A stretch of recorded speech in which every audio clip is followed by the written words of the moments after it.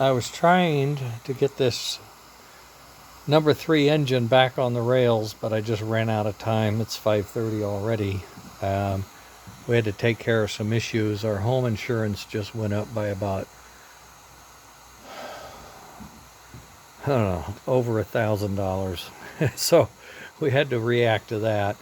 What I did, I started the engine on idle, and just to see how long it took the smoke to get cranked up, and it took it about less than a minute to get smoke. But now what I can do is cut it off and then put it in gear and see the smoke is ready. You know what I mean? It's coming out. You don't have to wait. The other thing, I don't know what's going on with the sound system, but the speaker blew out, second speaker. So I've put in a fairly high-end speaker right now. I wouldn't have normally put it in, but it's the only one I had that would fit the cube space, so you can tell it's different. A little more, I don't want to say bass, but it's a little louder. Okay, there is a switch, you can dial it down, but I don't know. We'll see how it works. As you can see, we have the smoke, everything's working. Slow it down. See that nice puff? Oh God, I love that. Okay, now we're pulling out of the station. If I had the whistle on, I'd give it a whistle. One day we will have a whistle. We're cranking up.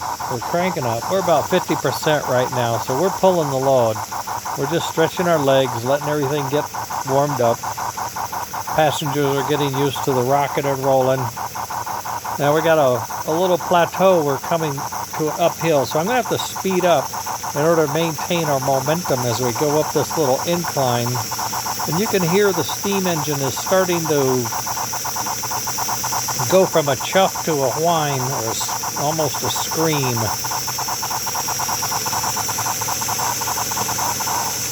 That's flat out. We did not lose our chuff sound, and we did not lose the chuff smoke, and that's at 1 rev per RPM. So, if you had 4, it'd just be a mess, I think. Just because how fast these little engines go and how much speed you need to get anywhere. Now we're coming over the top, so I'm going to slow it down, let the engine kind of carry the load. Coming down to the little station next door. We're going to stop off. We got to drop off the newspapers and pick up a few folks.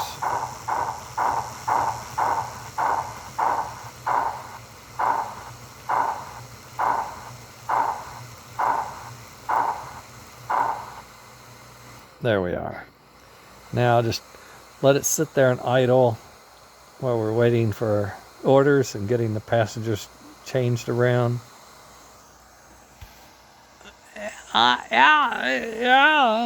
Yeah. Now we're in reverse, so you got to do that first. Oh, that's fun, the first puff, isn't it? There we go. Now we're pulling out. All aboard. I forgot my all aboard. Dang it. Okay, so we're back on. We're back going on. Yeah, we're cutting up. May want to turn that sound down a little bit. I don't know. On the track, you know what? You got all that other noise, so you'll have a lot of noise going on. So there we are. That's what we did today. That's all we did today. We just had little problems, and as they popped up, I fixed them, and the next thing you know, it's 5:30. The tender is buttoned up, and it's ready. The fan's working, keeping everybody cool. All systems are go. Here, the engine has the new fields I mentioned. The last test I need, when I put the body on, I'm going to test the trailing truck. I should have adequate clearance for the trailing truck for the K5 on here, which is what was the objective was, like a week ago or so before I lost my CAD system. So that'll be the first thing I do tomorrow is I'm put the body, I got to figure out where I'm going to mount that, because that works. That helps a lot on the idle versus chuffing. So I got to add that. Thank you, Robert in Missouri, for helping me out with that. I also put another cap on the soundboard power input because of the Tim from engineering gave me that suggestion. That worked out well. And I'm going to put the firebox and the ash pan back on, fit it into the engine, bolt it in, and then put on the trailing truck, and I'm doing a dry run again, checking for clearance. It should have plenty of room. The one thing I found, I don't think I did it on this engine. Nope. On one of them, I'm finding this lower scallop right here might be getting in the way. You know, this was never designed for that truck. It was only designed for that truck that comes on that pin, you know, and it doesn't have any real suspension.